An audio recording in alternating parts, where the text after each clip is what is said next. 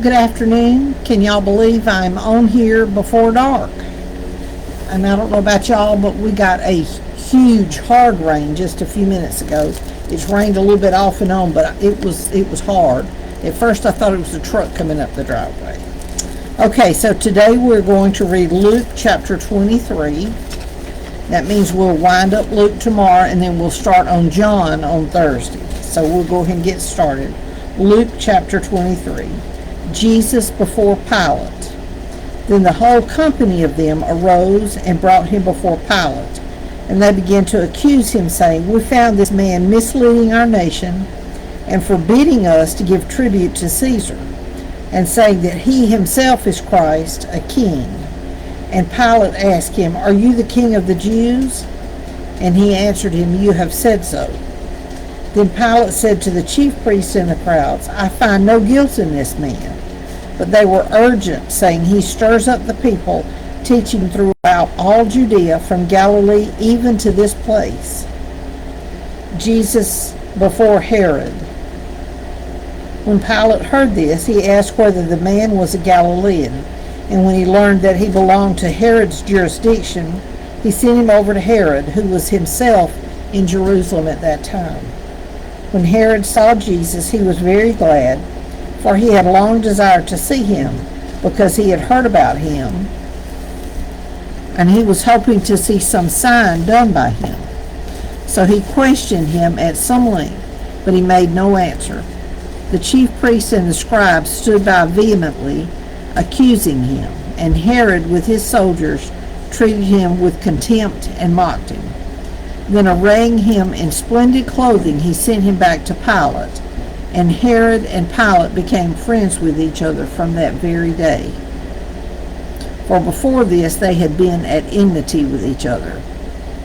Pilate then called together the chief priests and the rulers and the people, and said to them, "You brought me this man as one who was misleading the people. And after examining him before you, behold, I did not find this man guilty of any of your charges against him. Neither did Herod, for he sent him back to us. Look, nothing deserving death has been done by him. I will therefore punish and release him." Pilate delivers Jesus to be crucified. But they all cried out together, "Away with this man, and release to us Barabbas, a man who had been thrown into prison for an insurrection starting in the city, and for murder." Pilate addressed them once more, desiring to release Jesus, but they kept shouting, "Crucify, crucify him." And a third time he said to them, "Why? What evil has he done? I have found in him no guilt deserving death. I will therefore punish and release him." But they were urgent, demanding with loud cries that he should be crucified, and their voices prevailed. So Pilate decided that their demand should be granted. He released the man who had been thrown into prison for insurrection and murder, for whom they asked, but he delivered Jesus over to their will. The crucifixion. And as they led him away, they seized one Simon of Cyrene, who was coming in from the country, and laid on him the cross to carry it behind Jesus. And there followed him a great multitude of the people, and of women who were mourning and lamenting for him. But turning to them, Jesus said, "Daughters of Jerusalem, do not weep for me, but weep for yourselves and for your children. For behold, the days are coming when they will say, Blessed are the barren, and the wombs that never bore, and the breasts that never nursed. Then they will begin to say to the mountains, Fall on us, and to the hills, Cover us. For if they do these things when the wood is green, what will happen when it is dry?" Two others who were criminals were led away to be put to death with him. And when they came to the place that is called the Skull, there they crucified him and the criminals, one on his right and one on his left. And Jesus said, "Father, forgive them, for they know not what they do." And they cast lots to divide his garments. And the people stood by watching. But the rulers scoffed at him, saying, "He saved others, let him save himself, if he is the Christ of God, his chosen one." Shh. The soldiers also mocked him, coming up and offering him sour wine and saying, "If you are the king of the Jews, save yourself." There was also an inscription over him, "This is the King of the Jews." These pages are real thick. Hold on. One of the criminals who were hanged railed at him, saying, Are you not the Christ? Save yourself and us." But the other rebuked him, saying, "Do you not fear God, since you are under the same sentence of condemnation? And we indeed justly, for we are receiving the due reward of our deeds. But this man has done nothing wrong." And he said, "Jesus, remember me when you come into your kingdom."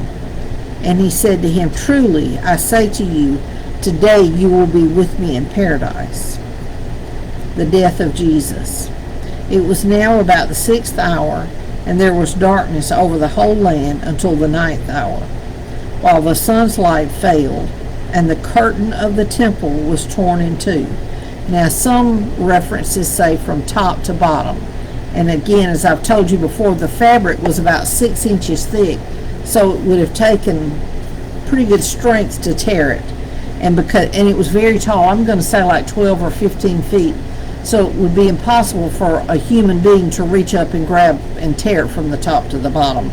So that was signifying that God was making it where we could all approach him straight away and not have to go through priests.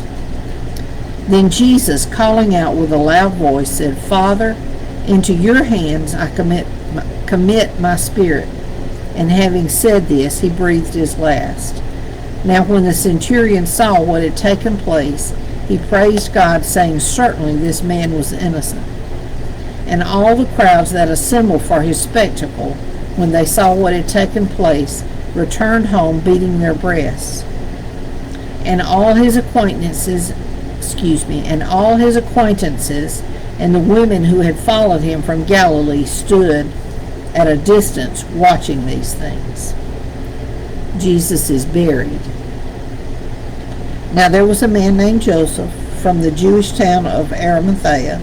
He was a member of the council, a good and righteous man who had not consented to their decision and action.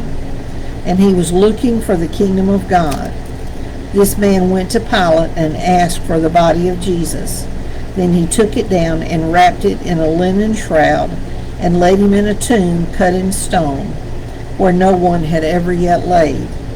It was the day of preparation, and the Sabbath was beginning. The women who had come with him from Galilee followed and saw the tomb and how his body was laid. Then they returned and prepared spices and ointments. That would be to anoint the body before burial. On the Sabbath, they rested according to the commandment. So now that's the end of chapter 23. And I said yesterday, there are different accounts of the crucifixion. Some are very graphic. That was not. But some, and I don't remember which ones, but some of the other Gospels are very graphic. You need to read it at least once. You need to know what Jesus went through. After that, if it doesn't affect you, then I would like to meet you in person to see who you are, because I can't imagine reading that and understanding that that was done to a human being and it not affect you in some kind of way. But anyway, thank y'all for joining me. I know this has been kind of quick, but we're going to get back together tomorrow and read the last chapter of Luke chapter 24, and then the next day we'll start in John. So, which John is my favorite gospel. It's just wonderful. But anyway, I hope y'all have a good night tonight. I hope y'all stay safe, and I will see you tomorrow.